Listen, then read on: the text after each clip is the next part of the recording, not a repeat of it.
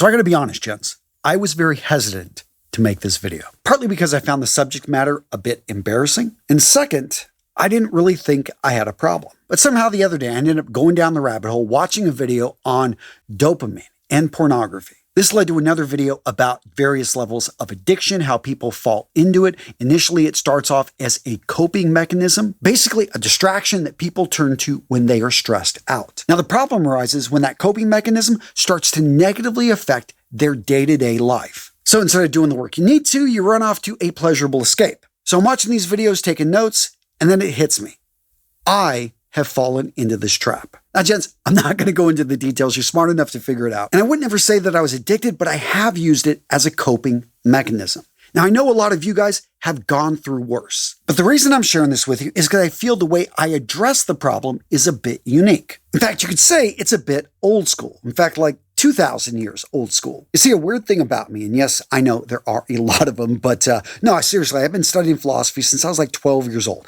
I was just obsessed with reading these quotes of wise men from the past, and so I studied and read Aristotle, Socrates, Plato, Epictetus, Pythagoras, and of course the Buddha, Confucius, Seneca, Marcus Aurelius. And I have to say that studying those guys in my formative years gave me uncommon but effective viewpoints on very common problems that most people didn't seem to know how to deal with. Now, really quick, gents, let's talk about today's sponsor, BetterHelp. And gents, in case you didn't know, BetterHelp is the world's largest therapy service, and it's 100% online. With BetterHelp, you can tap into a network of over 30,000 experienced and licensed therapists that can help you with a wide variety of issues. And straight up, gents, I have used their services. Because, gents, I'm just like you. I go through the ups and downs of life. I've got issues. I have a high-pressure job, 7 kids. I run multiple companies. Gents, I can tell you from experience that speaking with a professional helps. So, gents, when you need help, you want to check out BetterHelp because they make it easy. The way it works, gents, is you go to their website, you answer a few questions about your preferences and your needs. The goal here is that BetterHelp wants to match you with the right therapist from their network. Once you're matched, you can talk with your therapist however you feel comfortable, via chat, via phone, via video call. On top of that, you can message your therapist at any time, and you schedule your appointment at your convenience. Oh, and if for any reason it's not a good fit between you and your therapist, you can switch to another therapist at no cost. In a nutshell, gents, with BetterHelp, you get the same professionalism, you get the same quality as in-office therapy, but with a therapist that's custom picked for you, plus more scheduling, flexibility, and at an affordable price. To get started, gents, go to betterhelp.com/realmenrealstyle. Again, that's BetterHelp.com/realmenrealstyle. And like always, gents, I put the link in the description of today's video. This is the best deal on the web. Check them out. I absolutely love BetterHelp. I use them myself. An awesome company. So why desexualize the brain? Why does it even matter? Actually got a whole list right here. Improved mental clarity, enhanced productivity, better emotional regulation, healthier relationships, increased self-control. It's actually that last one that for me is the big one. Since I can remember as a young man, I just had I always thought of sex. If people talk about, guys thinks about sex every 10 seconds. For me, it seemed like every other second. Okay, maybe it wasn't that bad, but it seemed a lot to me. And I remember starting to think and reading actually a little bit, again, the philosophy books, they talked about why are we such slaves as men to our sexual urges? Now, I don't know about you, but I don't want to be a slave to anything. And I started really thinking about this. I think it was Victor Hugo talked about this, how it didn't wane until he was in his 80s. And it was a constant struggle, especially if you want to be creative, if you want to be successful, if you want to get things done. A lot of these guys that had done great things talked about how you've got to conquer, or at least you've got to suppress that desire to pretty much go out every night and try to get a wife for the night. And I'll be straight up, gents, I've got a more personal reason for wanting to keep this in check. My mother left my father because he couldn't keep it in his pants. He was unfaithful. My grandfather was left by my grandmother because he couldn't do the same thing. He actually had a whole other family in the Philippines. Yeah, he was a merchant marine in World War II. Crazy story. At his funeral, we had all these Filipinos show up, and it turns out it's family that we didn't even know about. It's a crazy story. I will save that for another video. Now, before I get into the old school tactics I use to desexualize my brain, I want to talk about first identification of the problem. Nobody wants to admit that they are, doing something they shouldn't when it comes to pornography. But when I read about it as a coping mechanism, I realized, I was falling down that path. For me, it was the realization that I was coping. I like that word a lot more than addiction because I have a different view of addiction. I'm never going to, I can't imagine myself as an addict. And that's a problem if you can't see that you are going down that path. But coping is a lot softer of a word, especially when you associate it with people that achieve great success or going after things. And I couldn't deny the fact that I was spending time coping and seeking pleasure and just, not doing, and it was negatively affecting other things in my life. It's also important to understand dopamine and neuroplasticity. This was actually really interesting just watching this neuroscientist talk about the way that the brain is shaped. I was doing a lot of this research for another product that I'm working on in fragrances. And all of a sudden I realized, we're talking about transitioning the brain, training the brain, and you realize, wait a minute, like I'm training myself to do this particular thing. And, it makes sense because it's very pleasurable. There's a reward. Do you realize the brain is rewiring itself to basically expect that reward? So whenever you get stressed out, you all of a sudden start running towards those coping mechanisms. And when this starts happening as it becomes a habit, all of a sudden that's when you've got a real issue. So the first tactic is to commit to a life of eudaimonia.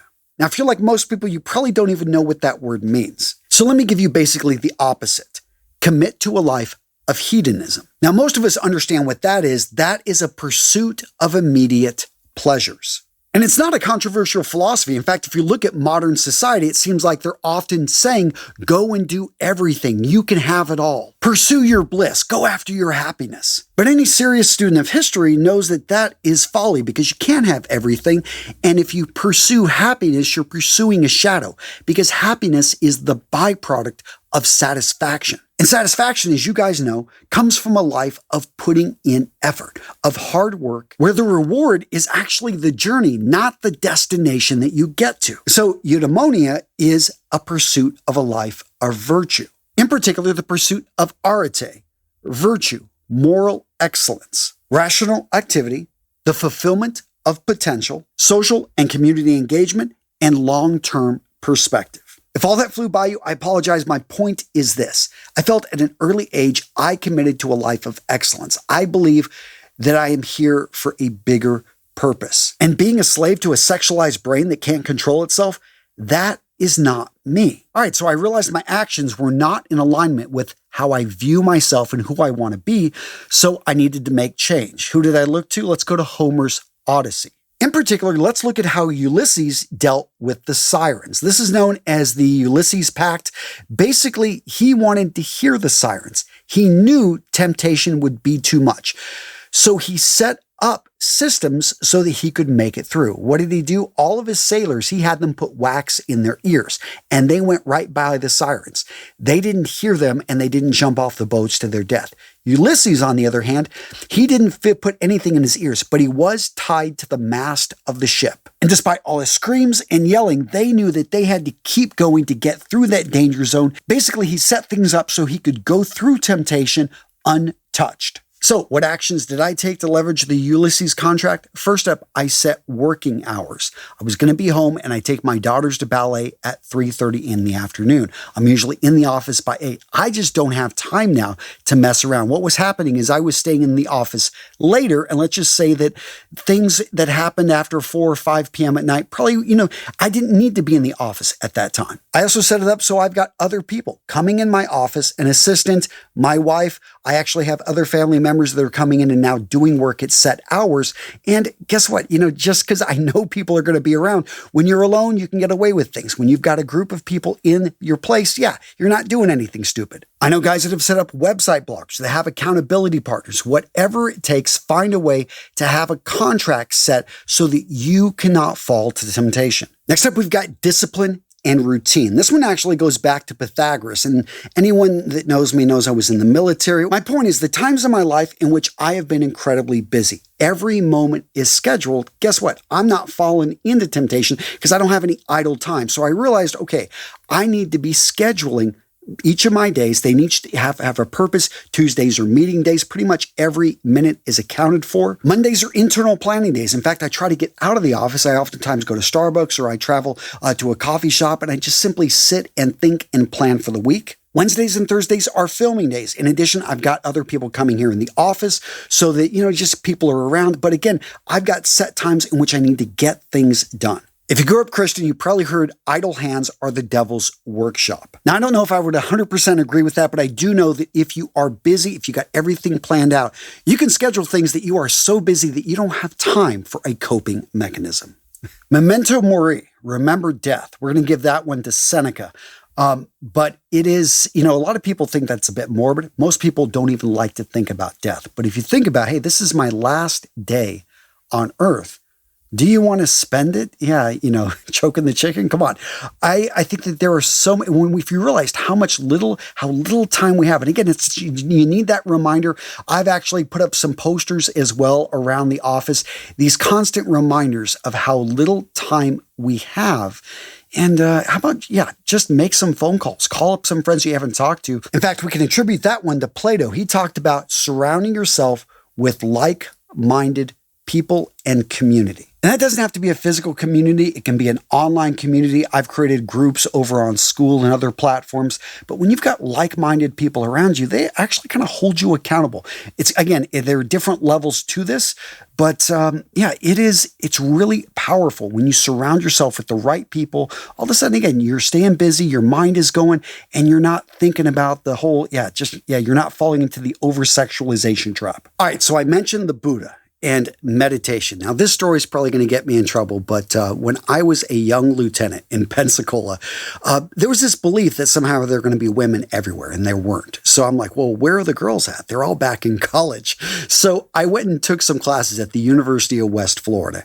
And one of the classes I took was meditation. Studied Buddhism and philosophy, and we meditated. And I actually did get pretty lucky in that course, but I learned the importance of simply emptying the mind. You never really do, but as soon as something comes into the mind, one thing you do is like with your mind, you just go in there and you grab it, you look at it, you recognize it for what it is, and then you place it back over where it needs to go. You don't get angry. You just simply acknowledge that thought and that idea. And that has worked for me with sexualization. You see a beautiful woman. You just acknowledge, wow, there's a beautiful woman.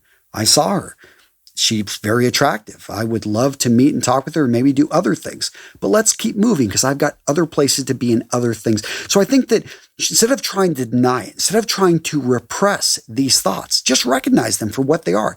You're a healthy male. You've got urges. We have, biological things that drive us. But being able to just recognize it for what it is and then put it over to the side and move forward. Now, I'm a positive person. I don't like talking about negative things, but Seneca actually turned this to an advantage. So we talked about negative visualizations, and that is think about that if you go do this, what's going to be the negative repercussion? Think about all the time that you waste just gratifying yourself or watching or lusting over, a woman's body or something. It's like, or them living rent free in your head.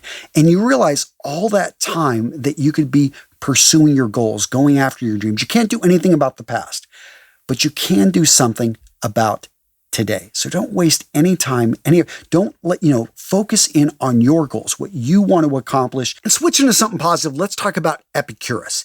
He talked about the importance of simple pleasures. So you think about like how you've rewired your brain. You're going after this pleasure, this coping mechanism. Guess what? You can substitute it for other things. I've got now some dark chocolates with nuts, and yes, they're a guilty pleasure, but they're actually relatively healthy. I also have tea I got all these different teas with, sweeteners that are not sugar that actually taste really good. I think finding other ways to cope that are healthier, because we all are going to probably default to at some point some coping mechanisms, but realizing that, hey, you can get a lot of pleasure just simply going for a walk pretty much every day now. My wife stops by and I don't always know when she's going to stop by. So another, kind of a thing there, but she's like, hey, let's pop in, let's go for a walk. She was actually just in here. It's a little bit late in the evening. She's like, you don't usually stay this late, but I wanted to get this video done for you guys. Now, gents, hopefully you enjoyed today's video, a little bit different. And if you enjoyed it, let me know down in the comments. I want to hear from you and what video to watch next. boom, this one right here. Come on. Yeah, check it out. Boom, right there. Oh, yeah. Click, go, check it out.